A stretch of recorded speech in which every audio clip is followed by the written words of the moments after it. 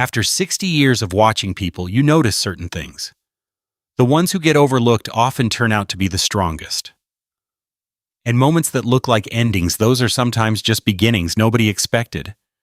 I saw this happen once in a small church in Colorado, on what should have been the happiest day of a young woman's life.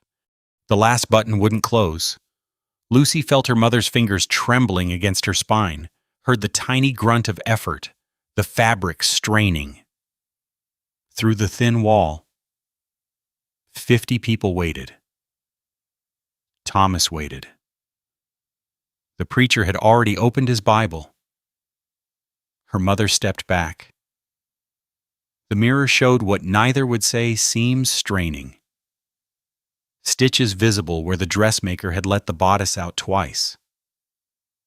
On the wall hung a photograph of her father, dead since autumn. Below it, the wooden box where she'd helped him sort land papers every evening. Lucy touched the box, then walked toward the door. The aisle stretched long. Thomas stood at the altar, eyes fixed on the entrance behind her, not on her face. If this story speaks to you, I'd love to know where you're watching from today. And if you've been enjoying these stories, we'd be honored to have you subscribe and join our little community. The preacher opened his Bible. Thomas shifted his weight from one foot to the other, his jaw tight. Lucy reached the altar, took her place beside him, close enough to smell the pomade in his hair, the faint sourness of whiskey underneath. Dearly beloved, stop. Thomas's voice cut through the sanctuary. His hand came up, palm out. The preacher's mouth hung open mid-syllable. Silence pressed against Lucy's eardrums. I can't do this. Thomas still wouldn't look at her. He was looking at the congregation, at the faces in the pews, at anywhere but the woman in white standing 3 feet away. Look at her. You're all looking. His voice cracked. A man shouldn't have to apologize for his wife every day for the rest of his life. Someone in the back coughed. A child whimpered and was hushed. Lucy's hands hung at her sides. The bouquet of wildflowers picked that morning by her younger sister trembled once, then stilled. She could feel the seams of the dress cutting into her ribs. She turned, walked down the aisle. 50 faces. Not one hand reached out, not one voice said, wait. The church doors were heavy. She pushed through them into the afternoon glare, dust rising around the hem of her wedding dress. Behind her, the murmuring began low at first, then rising like water finding its level. She kept walking, past the general store, past the blacksmith, past the edge of town where buildings gave way to scrubland and the mule trail climbed toward the mountains. Her silk shoes tore on the rocks within the first mile. She kicked them off and kept going, stones cutting into her bare soles. The white dress catching on juniper branches and tearing. By nightfall, she had no idea where she was.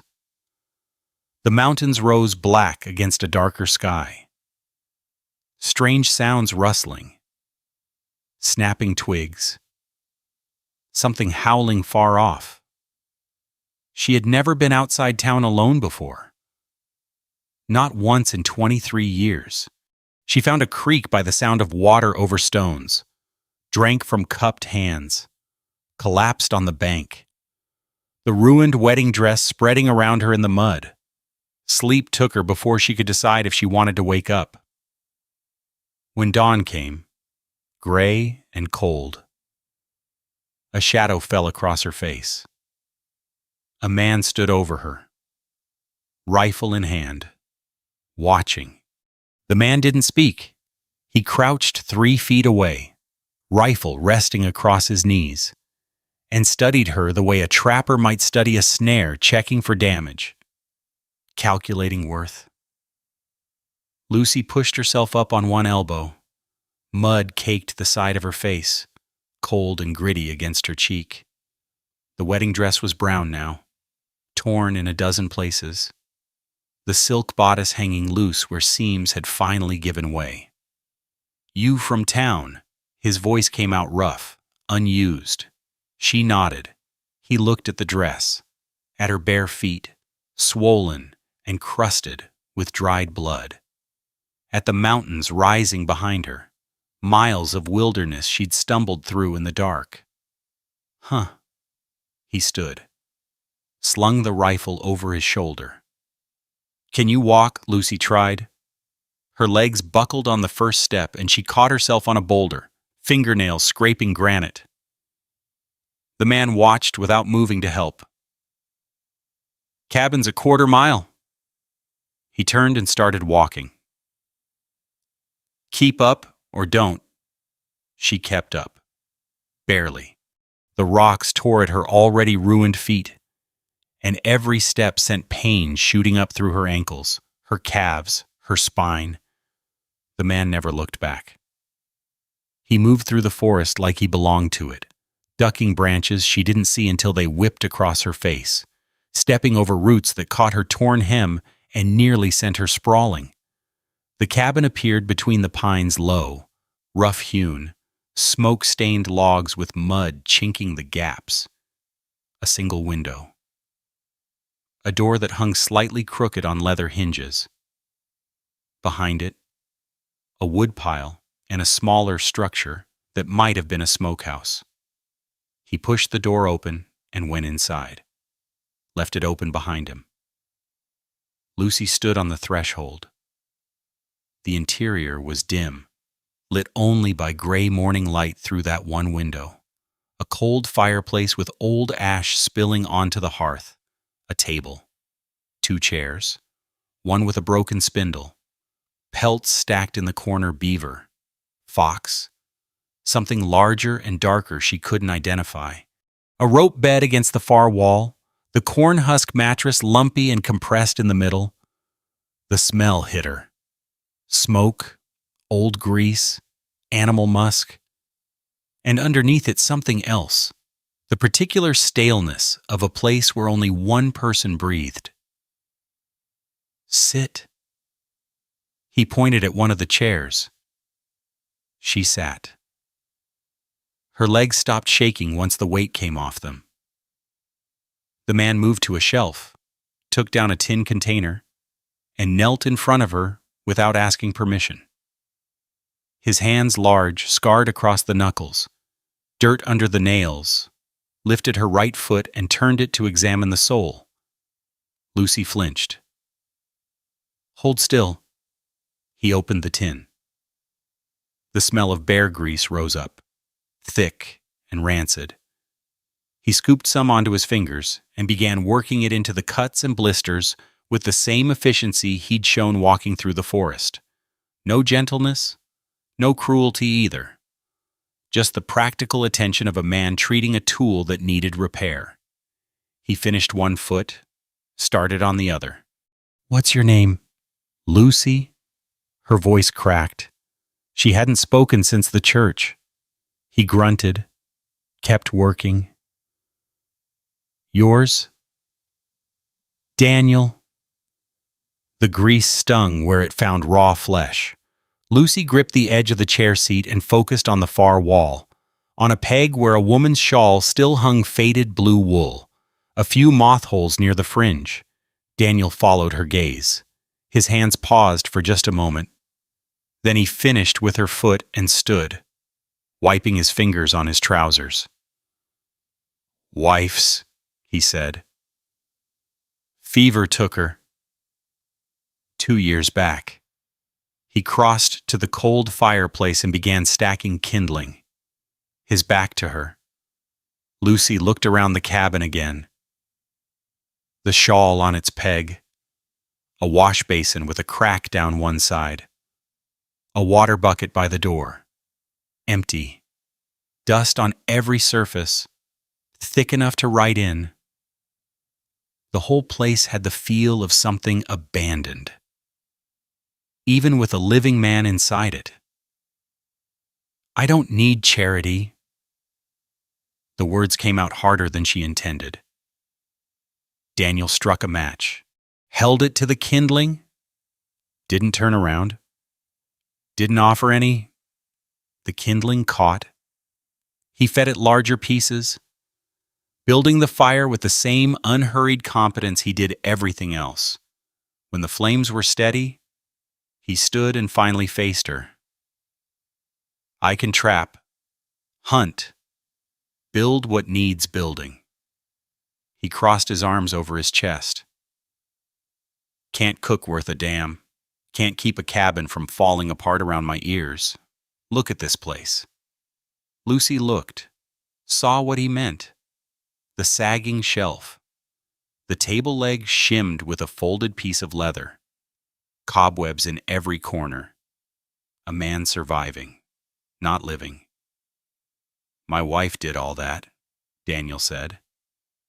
Now she's gone and I'm still here, and the whole thing's going to rot around me in another year or two.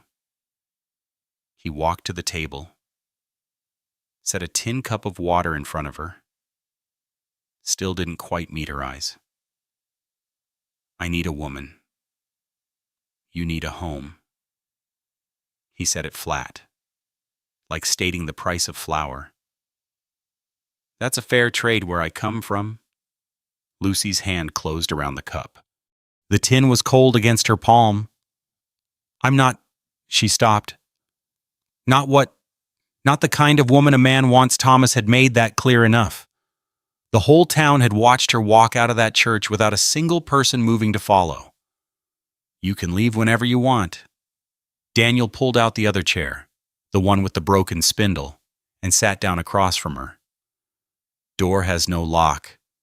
I'm not keeping you, just offering. Through the window, the mountains rose against the sky, miles and miles of wilderness in every direction. No road back to town that she could find. No money, no shoes, nothing but a ruined wedding dress and feet too torn to carry her anywhere. Lucy lifted the cup, drank. The water was clean and cold, probably from the same creek where she'd collapsed. She set the cup down. I'll stay. Daniel nodded once, rose from the table, went outside without another word. Lucy sat alone in the cabin, the fire crackling, the woman's shawl hanging motionless on its peg. Somewhere in the corner, half hidden by the stack of pelts, she noticed a wooden box with brass hinges, the kind used for important papers. Her father had kept one just like it. Lucy woke before dawn. Gray light seeped through the single window. And for a long moment she didn't know where she was. The smell told her first smoke, animal grease, the mustiness of a space too long uncleaned. Then the rough wool blanket against her chin, the corn husk mattress crackling beneath her when she shifted. Daniel's bed. He'd pointed her to it the night before without explanation. Then rolled himself in a buffalo robe by the fire and turned his back. She could hear him breathing now, slow and even. Still asleep. Lucy pushed the blanket aside and swung her feet to the floor. The boards were cold. Her feet still throbbed from yesterday's wounds. The bear grease tacky between her toes. But the sharp pain had dulled to something bearable. She stood. The cabin looked different in this light, smaller, sadder. Dust motes drifted in the pale beam from the window. Cobwebs hung from the rafters like old lace. The woman's shawl on its peg seemed to watch her.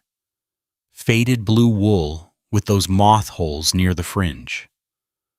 Lucy moved through the space carefully, bare feet silent on the boards.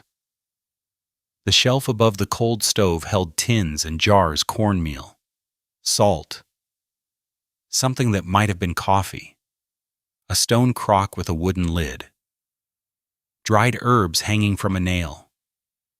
So old they'd lost all color and most of their scent. She lifted the lid of the crock. The smell hit her before she saw what was inside: mold, thick and green, covering what had once been preserves. Apple, maybe, or pear. Impossible to tell now. The whole shelf was like that. She checked each container. Weevils in the flour, lard gone rancid, coffee beans so stale they'd turned gray, a woman's pantry, untouched since the woman died, everything rotting quietly in place. Behind her, Daniel stirred. The buffalo robe rustled. Lucy replaced the lid on the crock and turned. He was sitting up now, Tahoe, watching her with that same flat assessment he'd shown by the creek. Looking for breakfast? His voice was rough with sleep. Looking for something that won't kill us. He almost smiled. Almost. The corner of his mouth twitched once, then flattened. He stood, rolled the buffalo robe, and reached for his boots. Trap line needs checking. Back by midday. He pulled on a coat-heavy canvas, patched at the elbows, and took the rifle from its pegs above the door. Fire's banked. Should hold. Then he was gone. The door swinging shut behind him, leaving Lucy alone in the cabin. She stood still for a moment. Listened to his footsteps fade into the forest. Birdsong filtered through the walls. And somewhere nearby, a woodpecker hammered against a tree. The fire. She crossed to the hearth and crouched, studying the bed of coals glowing under their blanket of ash. Her father had kept a fire going in his office during winter, but their housekeeper had always managed it. Lucy had watched. Never done it herself. She added a small log. The coals hissed. Smoke rose, then thinned as the wood caught. Better. Now the stove. The cast-iron box squatted in the corner, cold and black. Grease stains down its front. Lucy found the firebox door and opened it. Ash. She'd need to clean it out. Start fresh. This much she knew: kindling first, then larger pieces. She found a pile of wood scraps by the back door and selected the smallest ones. Arranged them in the firebox. Struck a match from the tin on the shelf.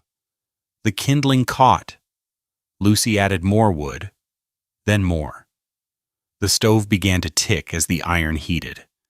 She found a pan cast iron, heavy, crusted with old grease, and set it on the stovetop. Cornmeal and water would make something edible. She'd seen it done. The cornmeal was full of weevils.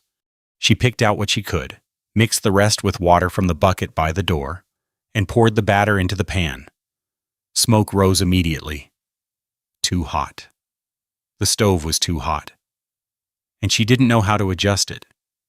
She tried pushing the pan to one side, but the whole surface was burning. The batter blackened at the edges, then the center, filling the cabin with the acrid smell of scorched corn. Lucy grabbed a rag and pulled the pan off the heat. The cornbread, if it could be called that, was a charred disc, cracked down the middle, inedible. She set the pan on the table and stared at it. The door opened. Daniel stood in the threshold, a brace of rabbits hanging from one hand, and stopped. His nostrils flared. Lucy waited for the rebuke, for the disappointment, for the look Thomas used to give her when she reached for a second helping at dinner. Daniel crossed to the table, looked at the burned cornbread, looked at the stove, still smoking faintly. "Pulls left," he said. "What? The stove." He set the rabbits down and moved to the cast iron, adjusting something she couldn't see. "Heat pulls to the left side. Cook on the right." He picked up a knife and began skinning the rabbits without another word. Lucy stood there, the failed cornbread cooling on the table, and watched him work. His hands moved with practiced efficiency, slicing, peeling, separating meat from fur. No wasted motion, no hesitation. "I can try again," she said. "Plenty of cornmeal."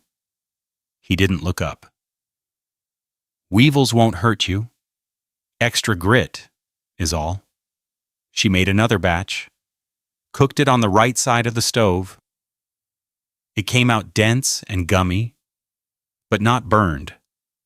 Daniel ate it without complaint, chewing steadily, washing it down with water from the bucket. When he finished, he pushed back from the table and went outside again. Lucy cleaned the dishes in silence.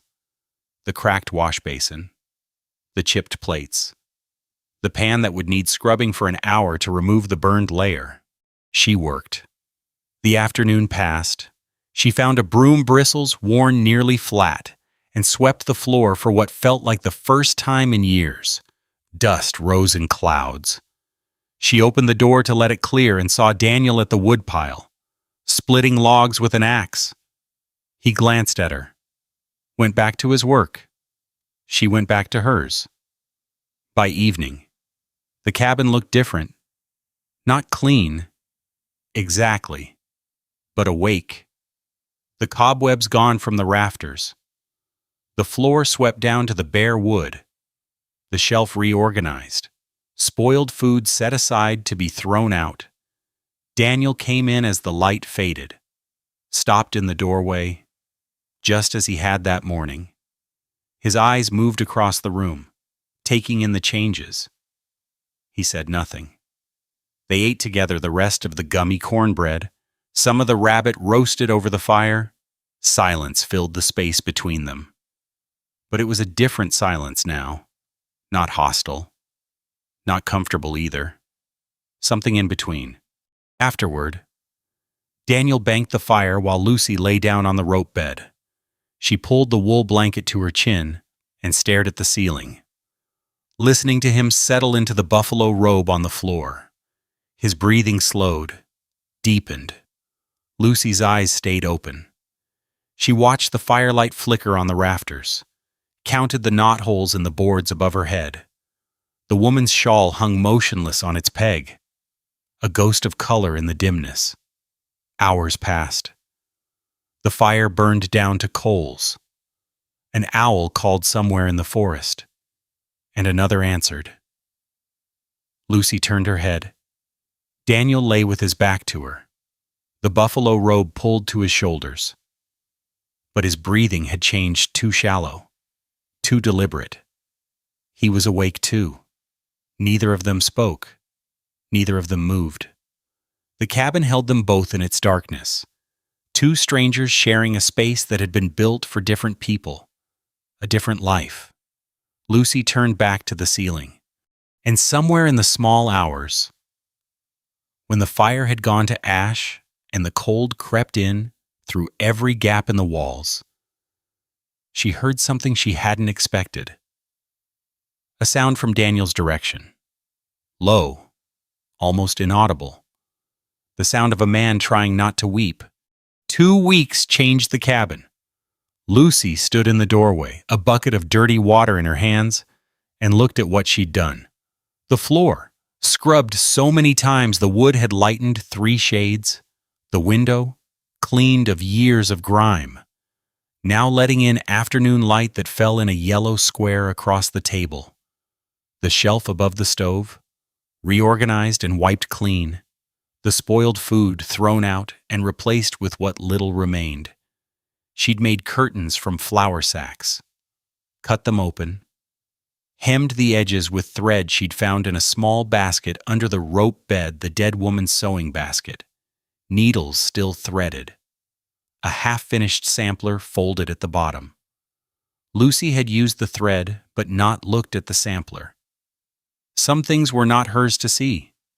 She emptied the bucket outside, watching the dirty water soak into the ground beside the woodpile. Daniel was somewhere in the forest, checking trap lines. He left every morning at first light and returned midday or later, saying little, eating whatever she'd managed to cook, then going out again until dark. They'd found a rhythm. Not comfortable, but functional. Two people sharing a space without colliding. Lucy went back inside and hung the bucket on its nail. The cabin smelled different now, lye soap instead of rancid grease, wood smoke instead of mold. She'd scrubbed every surface she could reach, beaten the dust from the corn husk mattress until her arms ached, swept the hearth clean of years of accumulated ash. The woman's shawl still hung on its peg. Lucy hadn't touched it, wouldn't touch it. She crossed to the rope bed and picked up the shirt she'd been working on, one of Daniel's, more patched than original fabric. The elbows had worn through entirely. The collar was frayed to threads. She'd already reinforced the seams, but the buttonholes were pulling loose, and the cuffs needed turning. Her mother had taught her to sew. Basic mending. Nothing fancy. Lucy had never been good at it. Her stitches were uneven. Her tension too tight, but she could close a hole and make something wearable. That was enough.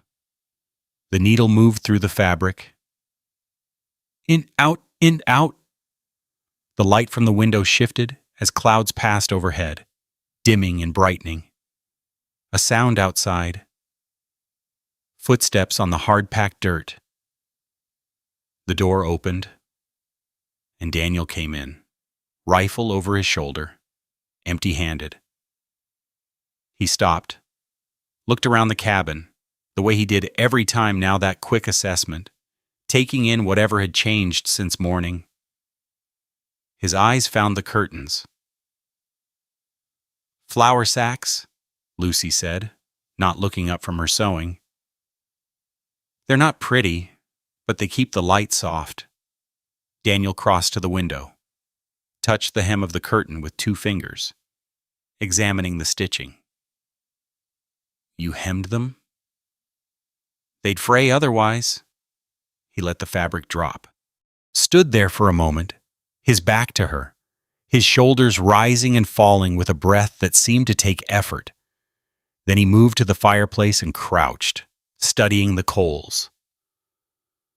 "Fire's getting low." "I know." Lucy set down the shirt. "I can't keep it going through the night. It always dies by morning." Daniel reached for a log from the pile beside the hearth. "Come here." She crossed the room and knelt beside him, close enough to feel the heat from the coals, to smell the wood smoke and the pine sap and the faint musk of sweat on his clothes. "You're smothering it," he said. "Too much wood, not enough air." He set the log aside and picked up the poker, stirring the coals until they glowed brighter. "At night, you want to bank it. Push the coals together. Cover them with ash, like putting a blanket on." He demonstrated, gathering the glowing embers into a pile at the center of the firebox, then scooping ash from the edges and spreading it over the top.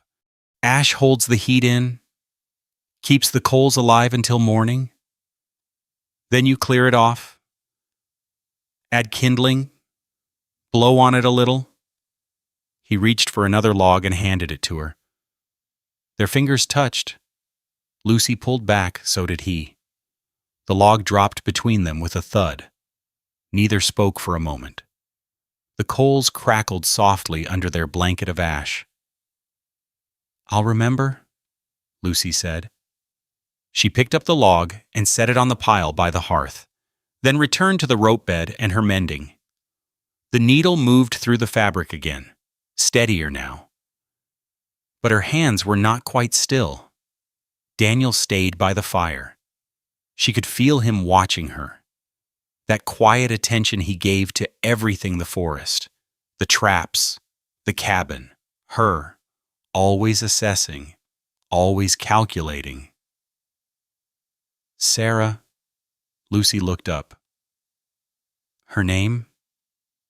Daniel's voice was flat, but something underneath it wasn't. My wife, you haven't asked. It's not my place. Most people ask. Lucy set down the needle. I'm not most people. He looked at her then. Really looked. The way he hadn't since that first morning by the creek. His eyes were gray, she realized. Gray like the sky before rain. Gray like the ash he'd just spread over the coals. Fever, he said. Autumn. 2 years ago. Took her in 3 days. Lucy said nothing. She held his gaze, and she waited. I buried her behind the cabin. He stood, the movement abrupt, and went to the door, opened it, stood with his back to her, looking out at the trees. Ground was soft enough still, didn't freeze until November. The silence stretched between them. Lucy could hear birds outside, the wind moving through the pines, the faint crackling of the banked fire. My father died last autumn, she said. Daniel turned his head slightly, not looking at her, but listening. He worked at the land registry office in town, kept records of every deed, every claim, every transfer. He'd bring the papers home at night and read them to me. Said a person should know how land works, how ownership works, because that's how power works. She picked up the needle again. In, out. In, out. He was the only one who never looked at me like there was something wrong with the way I am. The door closed. Daniel's footsteps crossed the cabin, passed behind her, stopped at the shelf where the tin containers sat in their neat row. Coffee's almost gone, he said. I know. I'll go to town next week. Resupply. Lucy's hands paused. Town. The words sat heavy in the air between them.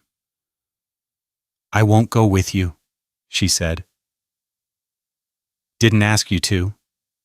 He took down the coffee tin and shook it, frowned at the sound, nearly empty, set it back and moved to the door again. That box. Lucy nodded toward the wooden box with brass hinges, half hidden by the pelts in the corner. In the corner? Are those your land papers? Daniel stopped. His hand was on the door latch, his body already turned to leave. Why, my father kept his records in a box like that. I used to help him organize them. A pause. Something shifted in Daniel's face, a tightening around the eyes, a tension in the jaw. Those are my papers, he said. Deed, survey, claim registration. Sarah's death certificate. Can I look at them? He studied her for a long moment. The question hung between them, weightier than it should have been. Why? He asked again. Lucy set down the mending, met his eyes. Because my father taught me to read land documents the way other girls learn to read recipes.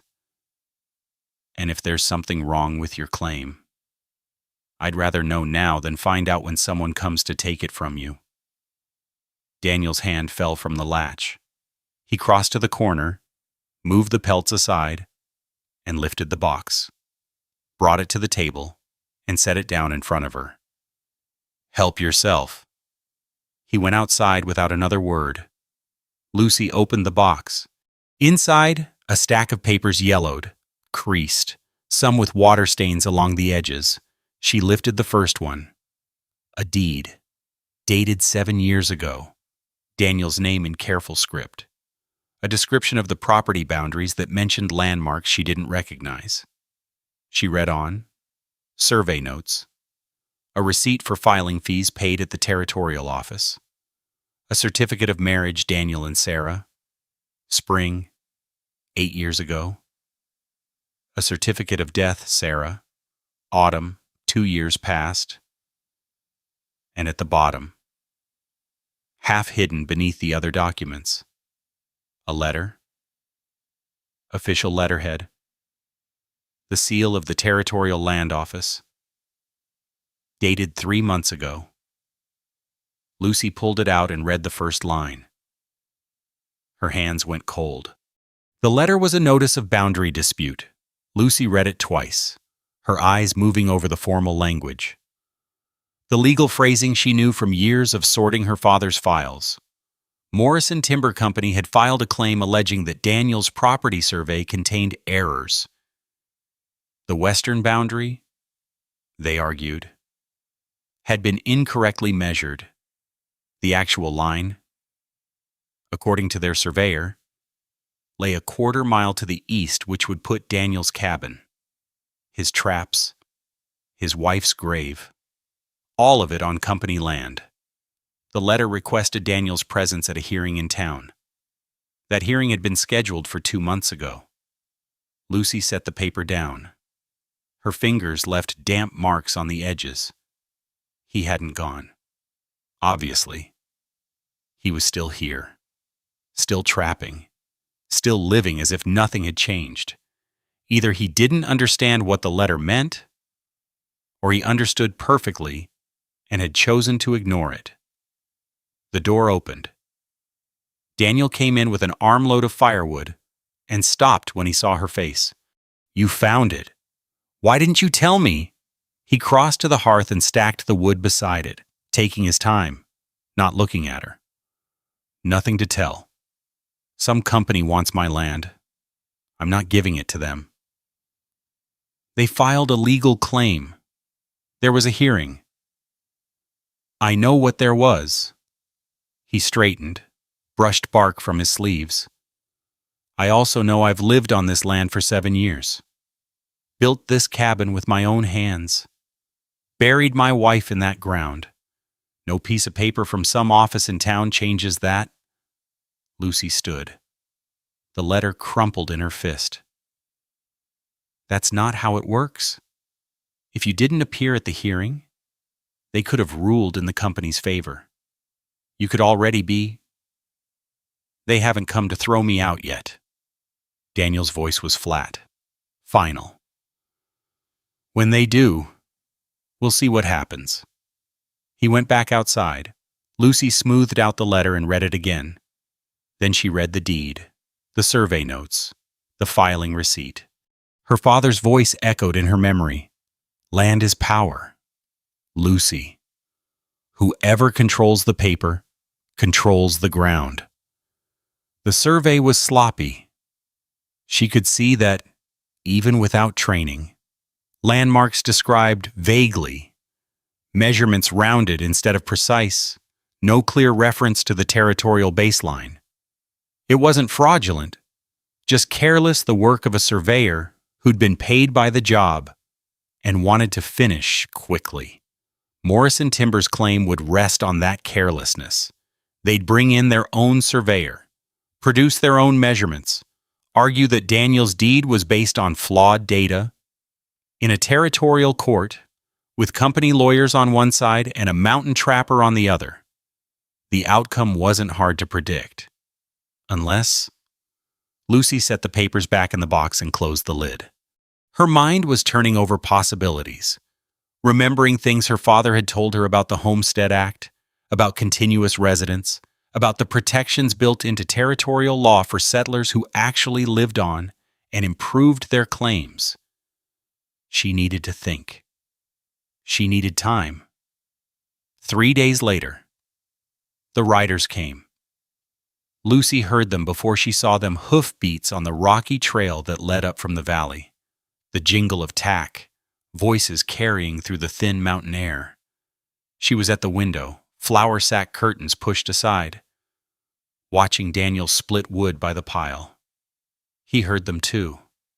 His axe stopped mid-swing. He set it down slowly and turned toward the trail. 3 men on horseback emerged from the tree line. City men, Lucy could tell by the way they sat their horses, stiff-backed and uncomfortable. By the cut of their coats and the polish on their boots. The lead rider wore a bowler hat and a vest that strained across his belly. The other 2 were younger, harder-faced, riding slightly behind. Daniel walked to meet them. He didn't reach for the rifle leaning against the woodpile, but he stopped close enough to grab it if needed. "Mr. Garrett?" The man in the bowler hat reined up and looked down at Daniel with a smile that didn't reach his eyes. "Been a while." "Carver?" "You remember me? Good."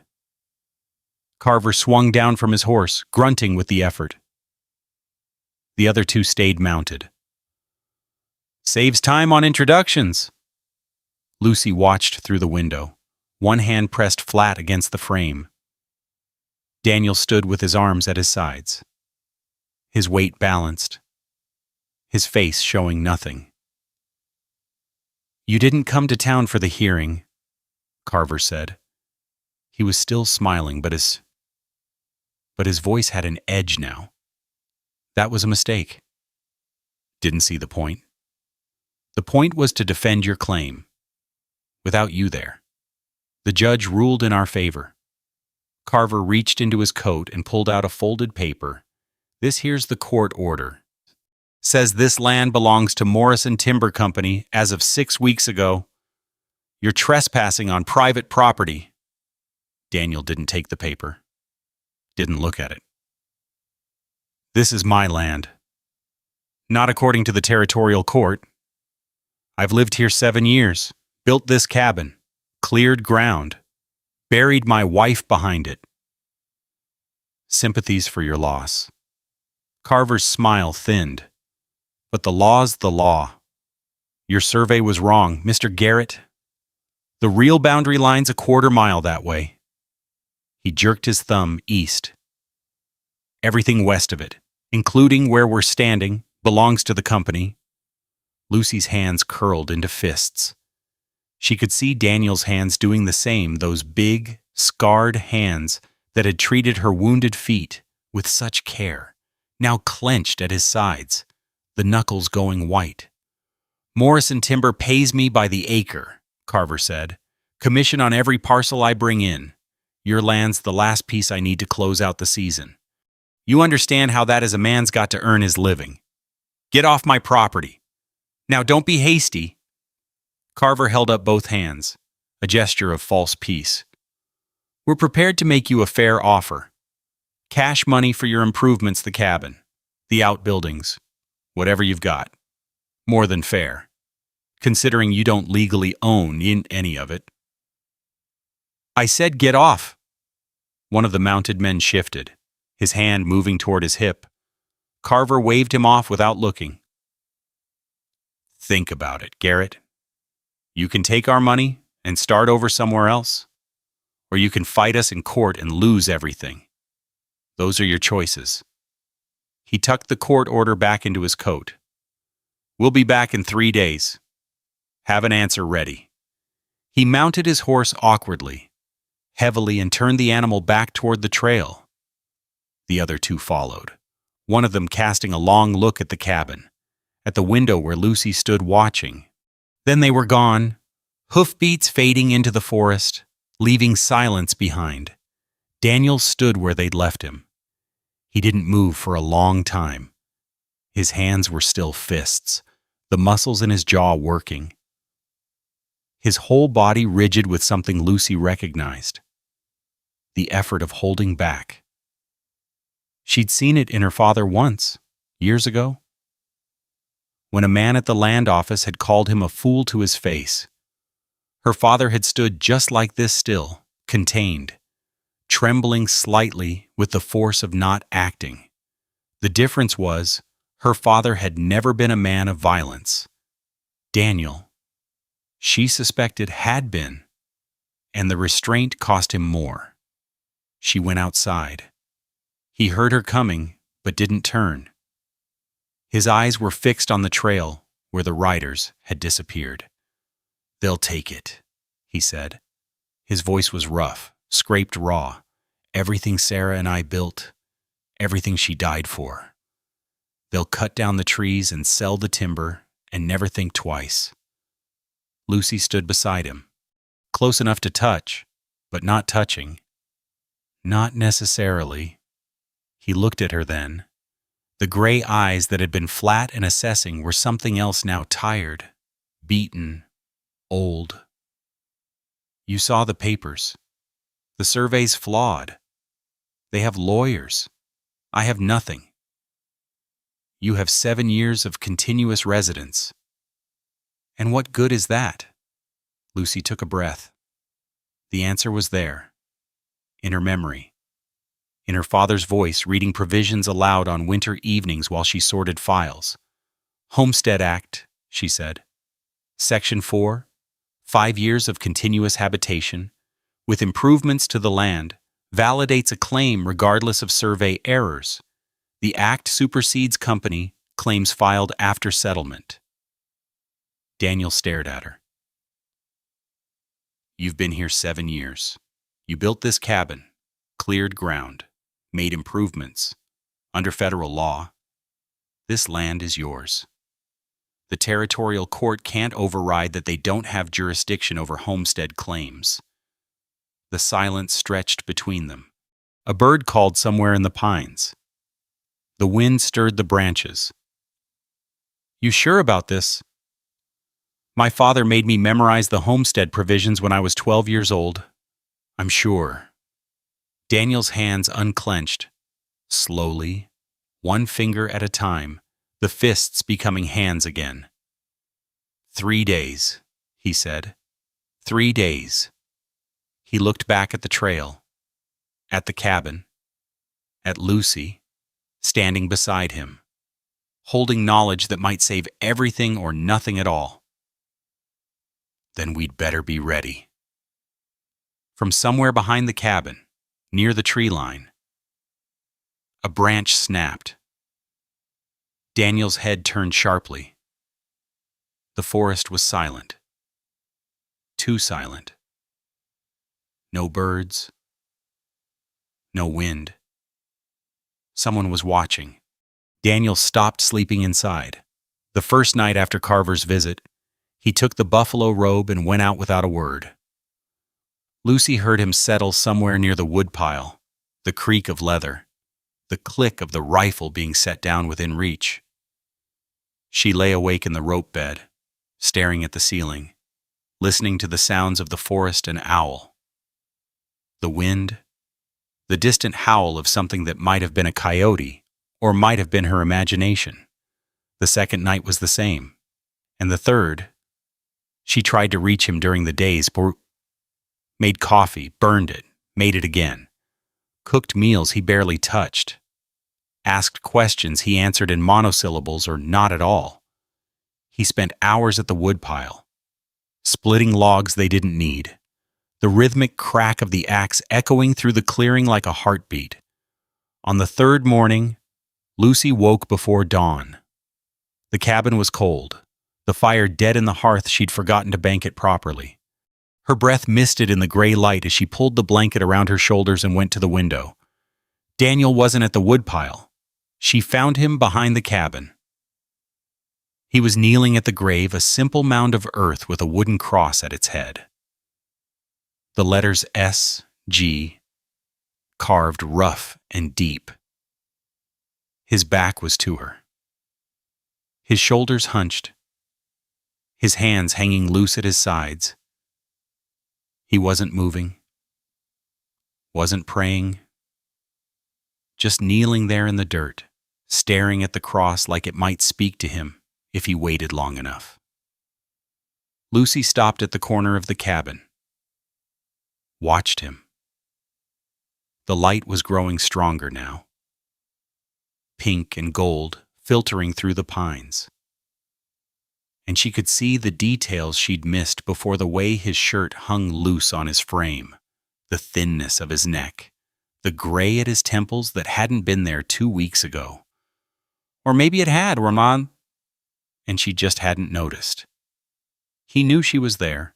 She could tell by the slight stiffening of his spine, the way his head tilted almost imperceptibly toward her without turning.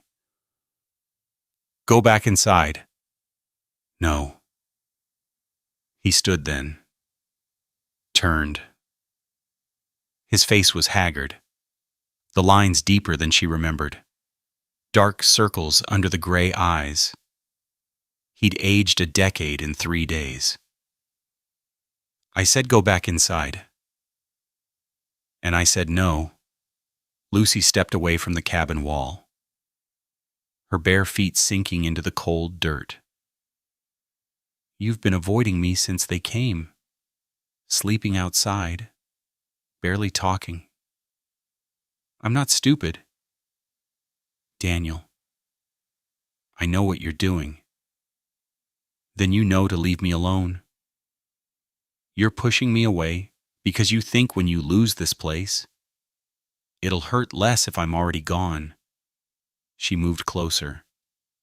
He didn't back away, but she saw his hands clench at his sides. You're wrong. You don't know anything about it. I know you couldn't protect Sarah. I know you blame yourself for that. The words came out harder than she intended, but she didn't soften them. Couldn't. I know you think you can't protect this land, and you'd rather send me away than watch me lose something too. Daniel's face went blank. The mask he wore for strangers, for the world, for everyone who wasn't the dead woman in that grave. You need to leave, he said. Before they come back, go to town, find somewhere else.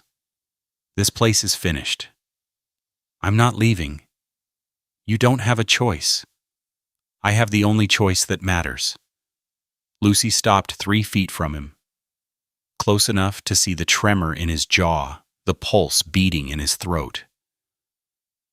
I choose to stay.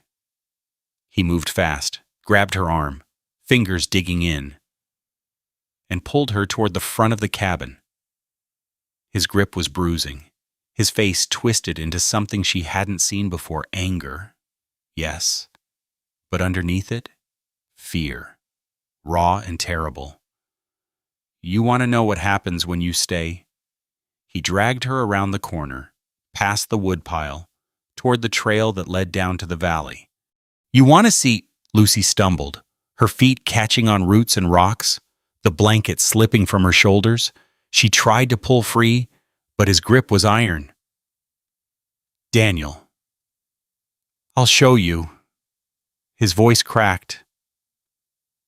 I'll show you what happens to people who stay with me. He stopped at the edge of the clearing, where the trail began its descent. Below them, the valley spread out in the early morning light, forest and meadow, and the thin silver ribbon of the creek where she'd collapsed weeks ago. Sarah stayed, Daniel said. His grip loosened, but didn't release. She believed in me, believed I could build something here, believed we'd have children, grow old together, all of it. He turned to face her, and she saw that his eyes were wet. She's dead, buried in a hole I dug with my own hands, and I couldn't do anything. Not one thing. That wasn't your fault. I couldn't save her. The words tore out of him. Couldn't save my own wife. And now I can't save this land, can't save anything.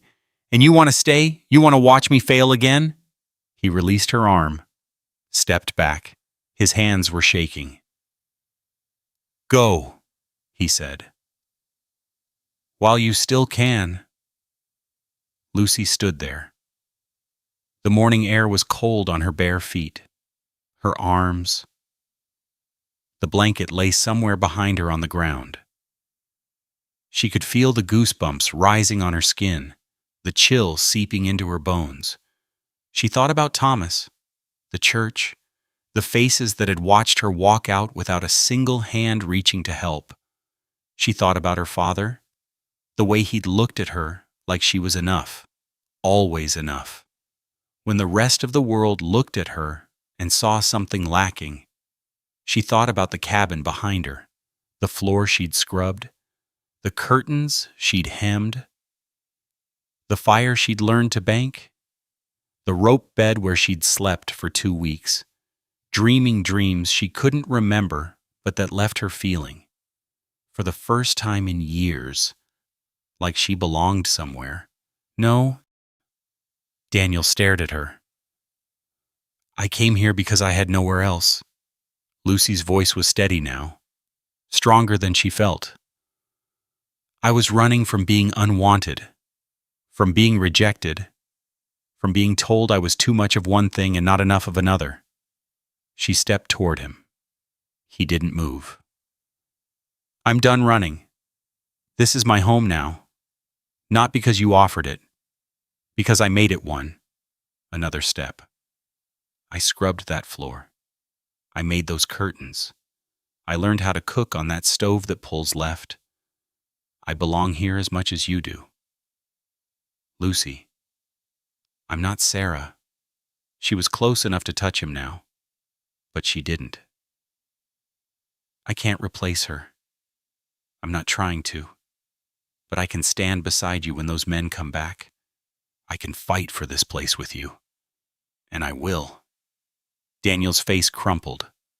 Not the mask, not the hardness, but the man underneath, exhausted, frightened, grieving still after 2 years. Why? His voice was a whisper. Why would you do that? Because no one ever stood for me. Lucy met his eyes. And I'm tired of being the kind of person who runs away. The silence stretched between them. The sun rose higher, casting long shadows across the clearing. A bird sang somewhere in the pines, then another. Daniel reached out. His hand found hers rough, calloused, trembling slightly. 3 days is down to 1, he said. I know. If they come with lawyers, with the sheriff, then we'll meet them together. His fingers tightened around hers. Just for a moment. Then he let go and turned back toward the cabin. Lucy followed. They walked in silence, past the woodpile, past the cold hearth, past all the small changes she'd made in 2 weeks of trying to turn a dead woman's house into something alive. Daniel stopped at the door and looked back at her. The papers in that box, the deed, the survey. You really think they'll hold under the Homestead Act? Yes, but we need to present them right. Make the argument before Carver can twist it. And you can do that. My father taught me everything he knew. Lucy picked up the blanket from where it had fallen. I won't let them take your home. Daniel nodded once. Slowly. Something shifted in his face, not hope. Exactly. But the absence of despair. Our home, he said quietly. The word hung in the air between them. Fragile and new. Then the sound of hoofbeats drifted up from the valley. More than 3 horses this time, many more. They were early. 6 riders emerged from the tree line. Carver was in front, his bowler hat tilted against the morning sun. Behind him, the 2 hard-faced men from before, and 3 new ones, one in a dark suit carrying a leather satchel, the others wearing the look of hired muscle. Their horses picked their way up the rocky trail, hooves clattering on stone. Daniel grabbed the rifle from its pegs above the door. Lucy caught his arm. Don't. They brought men, more than before. And if you shoot one of them, you'll hang for murder and they'll take the land anyway. Her fingers dug into his sleeve. Let me handle this. Lucy. Trust me.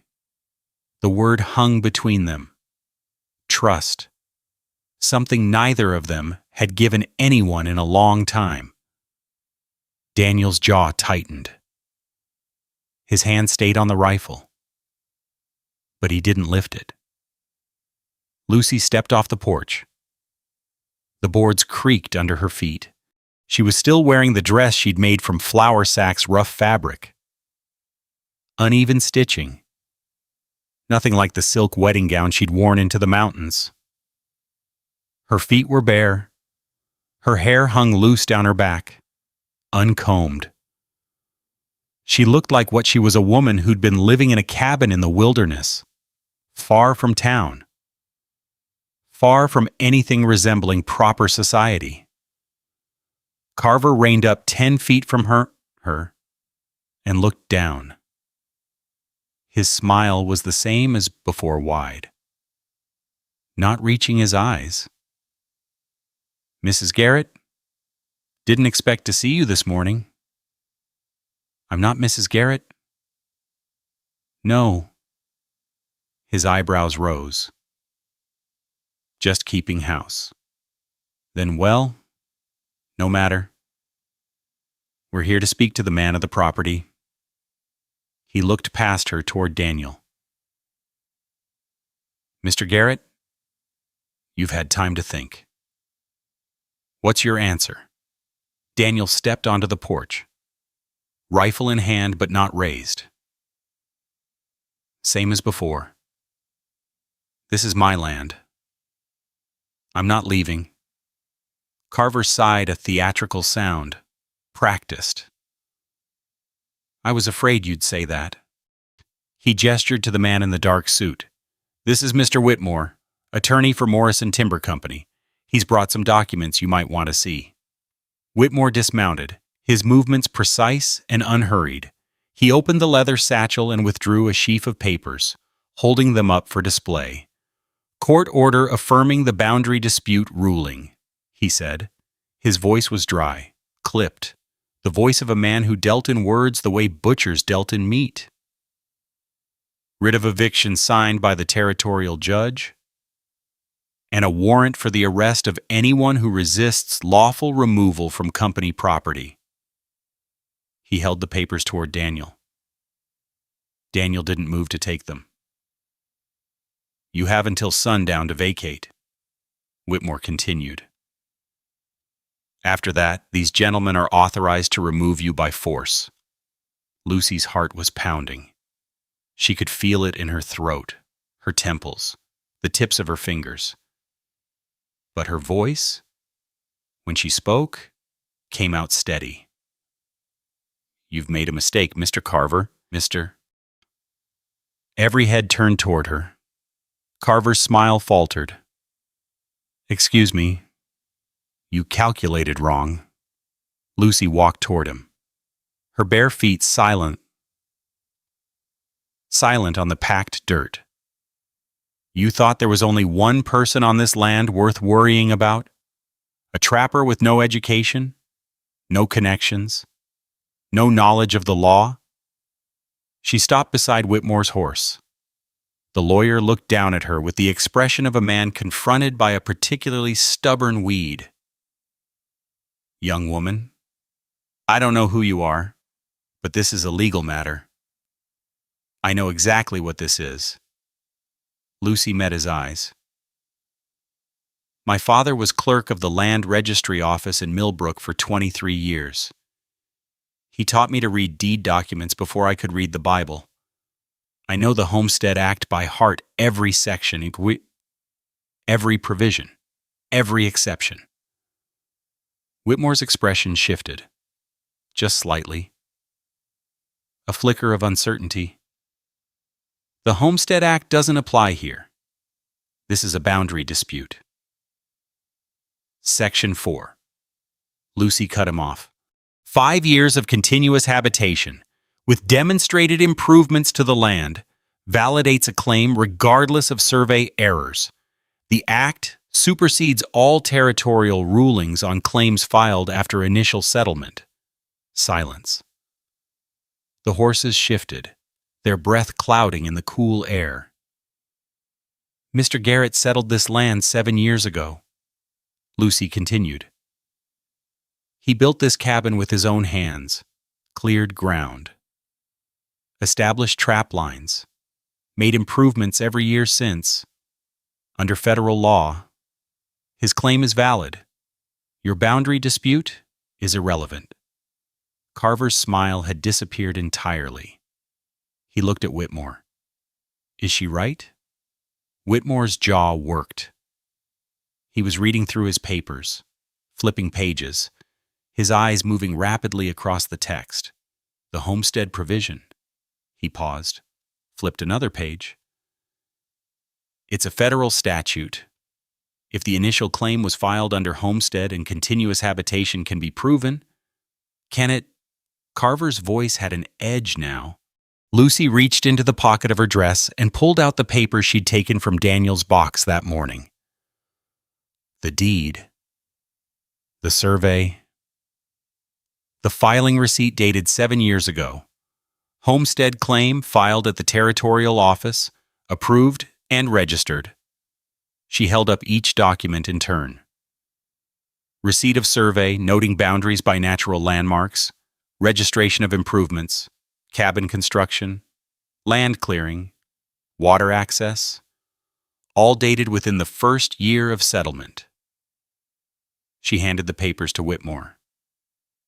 He took them, studied them, his face growing paler with each page. These are legitimate, he said finally. If they're filed properly at the territorial office, they are. My father processed the original claim himself. I watched him do it. Carver swung down from his horse. He crossed the ground between them in 3 heavy strides, stopping close enough that Lucy could smell the pomade in his hair, the sweat under his collar. Listen here, he said, his voice low. His voice, I don't know what game you're playing, but Morrison Timber has resources you can't imagine. Lawyers, money, connections. We can tie this up in court for years, decades. By the time we're done, there won't be anything left worth fighting for. Lucy didn't step back, didn't flinch. Maybe, she said. But every day you spend fighting in court is a day you're not collecting commission on this land. How much is Morrison paying you per acre? Mr. Carver, how much is this claim worth to you personally? His face reddened. A vein pulsed in his temple. You're not going to win, he said. People like you never win. People like me. Lucy let the words sit between them. You mean poor people. Uneducated people. People who don't know their place. She paused. People who look like me. Carver's mouth opened, then closed. For a moment, something flickered across his face, not anger, not contempt, but something else. Recognition. Maybe discomfort. Lucy pressed on. I know what you see when you look at me, Mr. Carver. Mr. Carver, you see someone who doesn't matter? Someone you can push aside without consequence? She stepped closer. But I'm standing on ground that belongs to the man behind me. I have documents that prove it. And I have enough knowledge of territorial law to make your life very difficult for a very long time. Whitmore cleared his throat. Mr. Carver, if the homestead claim is valid, and it appears to be Morrison's position becomes complicated, a federal court challenge could draw attention we don't want. Carver didn't respond. He was still looking at Lucy. That strange expression still on his face. My wife was a big woman, he said. The words came out quietly, almost to himself. What? My wife, back in Ohio, before I came west. Carver's eyes dropped to the ground. Big woman. Strong. People used to laugh at me for marrying her. Said I could do better. He shook his head slowly. She died 5 years ago. Childbirth. Baby died too. Lucy said nothing. She waited. I came out here to start over. Make money. Stop caring what people thought. Carver looked up at her. And for just a moment, the mask slipped entirely. stopped caring about a lot of things. He turned and walked back to his horse, mounted heavily, the leather creaking under his weight. "Mr. Carver," Whitmore said, "what do you want me to do with these papers?" Carver was silent for a long moment. He looked at the cabin, at Daniel on the porch, rifle still in hand, at Lucy standing alone in the clearing, barefoot and defiant. "Tell Morrison the survey was wrong," he said finally. "Their surveyor made errors. The claim's no good." "But you heard me?" Carver gathered his reins. "We're done here." He turned his horse and rode back down the trail without looking back. The hired men followed, confused but obedient. Whitmore hesitated, then stuffed the papers back into his satchel, mounted, and went after them. Lucy watched until they disappeared into the trees. The hoofbeats faded. The forest sounds returned: birds, wind, the distant rush of water over stones. She stood there, her legs trembling, her whole body suddenly weak. The strength that had carried her through the confrontation drained away all at once, leaving her hollow. Behind her, she heard Daniel set down the rifle, heard his footsteps crossing the porch, coming toward her. He stopped at her side, said nothing, just stood there, close enough that she could feel the warmth of him through her thin dress. They stayed like that for a long time, watching the empty trail. Then Daniel's hand found hers, rough fingers interlacing with hers, holding on. "He's not coming back," Lucy said. "No." Daniel's voice was quiet. "I don't think he is." Somewhere behind the cabin, near the tree line, a bird sang clear and bright, cutting through the morning stillness. Lucy turned toward the sound, toward the grave with its wooden cross, the letters S.G. still visible from where she stood. "Daniel," she said, "there's something I need to ask you." He looked at her, waiting. "That woman's shawl, the one on the peg inside." Lucy swallowed. "Do you want me to take it down?" Daniel didn't answer right away. He stood beside her in the clearing, the morning sun warm on their faces, the last echoes of hoofbeats fading into silence. His hand was still holding hers, rough palm against rough palm. Calluses she hadn't had 3 weeks ago pressed against calluses he'd earned over years. "The shawl," he said finally. "Yes." He released her hand and walked toward the back of the cabin. Lucy followed. They stopped at the grave, the wooden cross casting a short shadow in the early light. The letters S.G. were dark against the weathered wood. Daniel crouched, brushed a few fallen pine needles from the mound of earth. "I met Sarah at a church social in Denver," he said. "She was serving lemonade, spilled a whole pitcher on my boots, and spent 5 minutes apologizing." He shook his head slowly. "Prettiest thing I'd ever seen. Clumsy as all get out, but pretty." Lucy stood behind him, listening. "We married 3 months later. Came up here because I wanted to be away from people. She didn't mind, said she'd go anywhere with me." He touched the cross, his fingers tracing the letters. "She made that shawl herself, dyed the wool with berries she picked. Took her all summer. You don't have to tell me." "I know." He stood, his knees creaking. "But I'm going to." They walked back to the front of the cabin. The door stood open, the interior dim and cool. Daniel went to the peg where the shawl hung and lifted it down. The blue wool was faded, the moth holes near the fringe larger than Lucy remembered. "She wore this every evening," Daniel said. Said it kept her shoulders warm while she cooked.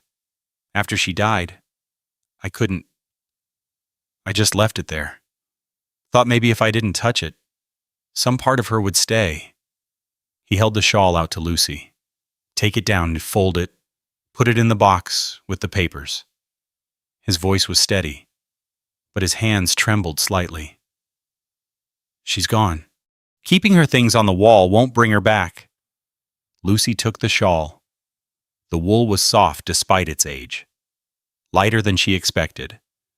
She folded it carefully once, twice, 3 times, until it was a neat square that fit in her palms. Where's the box? Under the bed, there's a cedar chest. Her wedding dress is in there too. And some letters from her mother. Lucy went inside, found the chest, opened it. The smell of cedar rose up, sharp and clean. A dress of white cotton, yellowed with age. A bundle of letters tied with ribbon. A dried flower pressed between 2 pieces of paper. She placed the shawl on top, closed the lid, and slid the chest back under the bed. When she came out, Daniel was at the woodpile, gathering logs. He carried them inside and began building up the fire larger than necessary, more wood than the cool morning required. You don't need that much, Lucy said. I know. He lit the kindling anyway. The flames caught, spread, climbed through the logs until the cabin was filled with warmth and the smell of burning pine. They worked through the day in silence. Lucy swept the floor again, though it didn't need sweeping. Daniel repaired a loose board on the porch, his hammer strikes echoing through the clearing. She cooked beans and cornbread. Simple fare. Nothing burned this time, and he ate everything she put in front of him. The sun moved across the sky. Shadows lengthened.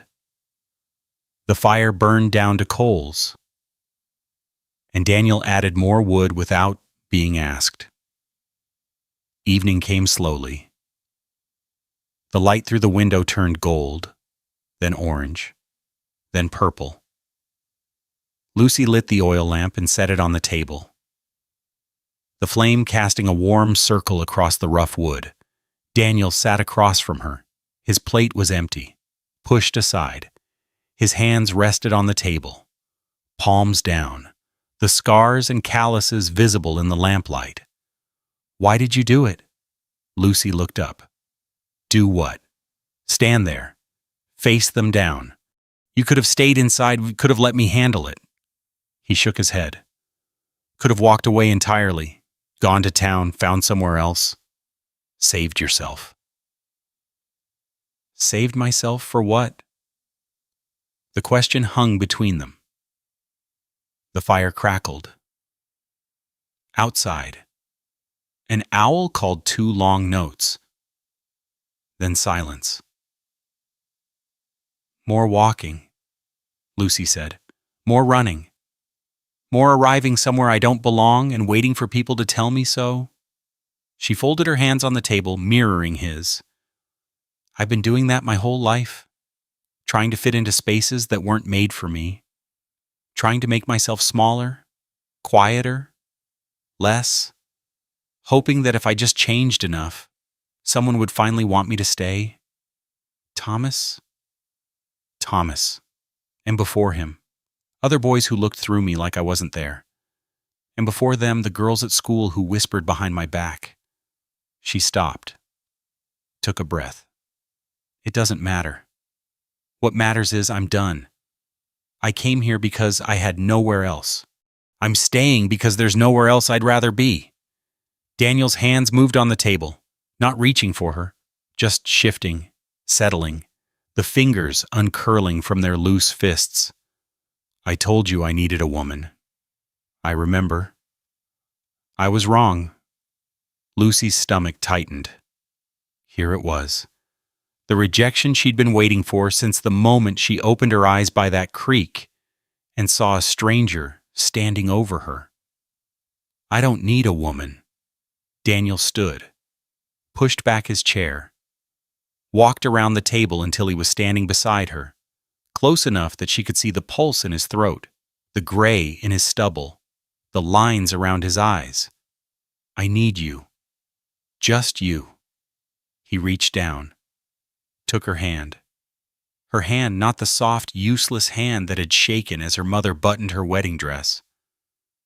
This hand was rough now, calloused from scrubbing and cooking and carrying wood. The nails short and broken. A small scar on the thumb where she'd cut herself with a kitchen knife 3 days ago. Daniel lifted it to his lips, kissed the scarred thumb, set her hand back down and didn't let go. I'm not good with words, he said. Never have been. Sarah used to say I talked like I was being charged by the letter. The corner of his mouth twitched. But I need you to hear this, even if I say it wrong. Lucy waited. When you walked out there this morning barefoot, in that flour sack dress, facing down armed men and a lawyer, I saw something I haven't seen in a long time. He crouched beside her chair, bringing his eyes level with hers. I saw someone worth fighting for. Someone who fights back. Daniel. I'm not done. His grip on her hand tightened.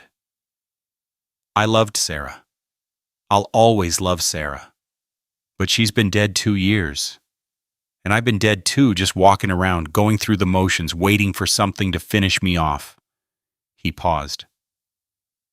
You woke me up. I don't know how else to say it. Lucy's eyes burned. She blinked, and a tear slid down her cheek before she could stop it. I'm not asking you to replace her, Daniel said. I'm not asking for anything you can't give. I'm just asking you to stay. Stay and be my partner. Stay and build something with me. Stay and let me be grateful. For you. For what you did. For who you are. He fell silent. The fire crackled. The lamp flame flickered in a draft from the door. Lucy leaned forward and kissed him. It was brief, awkward. Neither of them quite knew what to do with it. His lips were dry and chapped. Hers were no better. Their noses bumped. He pulled back first, a flush creeping up his neck. Was that? Yes, Lucy said. That was yes. Morning came clear and bright. Lucy woke to the sound of hammering Daniel outside, repairing the fence that bordered the garden plot. She dressed in her flour sack dress, ran her fingers through her hair, and went out to join him. The seed tin sat on the porch railing. She picked it up, opened it, looked at the paper packets inside. Beans, corn, squash, things that would grow if she planted them, tended them, stayed long enough to see them through. She knelt in the dirt and began to dig. Across the clearing, Daniel set down his hammer and watched her. Their eyes met. He nodded once, and she nodded back, and they both returned to their work. By evening, the garden was planted and the fence was mended. They ate together at the table, beans and cornbread again, and talked about nothing important: the weather, the trap lines, whether the creek would rise with the spring melt. After dinner, Daniel banked the fire while Lucy washed the dishes. They moved around each other easily now, their rhythms aligned, their silences comfortable. The lamp burned in the window as darkness fell. From outside, through the glass, 2 figures were visible, a man and a woman, side by side, moving through the small space of a cabin in the mountains. The light burned on. There's a quietness that settles after a story like this one. Something tender, maybe a little heavy, sitting somewhere between the chest and the throat. It doesn't ask to be named. Many of us have stood in rooms where no one reached out. Some of us have walked away from places that were supposed to be home, carrying nothing but what we wore. And perhaps you know what it feels like to arrive somewhere unexpected and realize, slowly, that you might belong there after all. These things don't always make sense. They don't need to. The ache of being unseen, the slow work of building something from what's broken, the quiet way two people learn to stand beside each other. These are old, familiar things. They've been with us a long time. It's all right if something in this story stayed with you. It's all right if something didn't resolve. Not everything has to. Some feelings are meant to be carried gently, not understood. If you've stayed until now, sitting with Lucy and Daniel through the hard parts and the quiet ones, you've given something precious, your time, your attention, your willingness to listen. For that, from wherever you are tonight, thank you.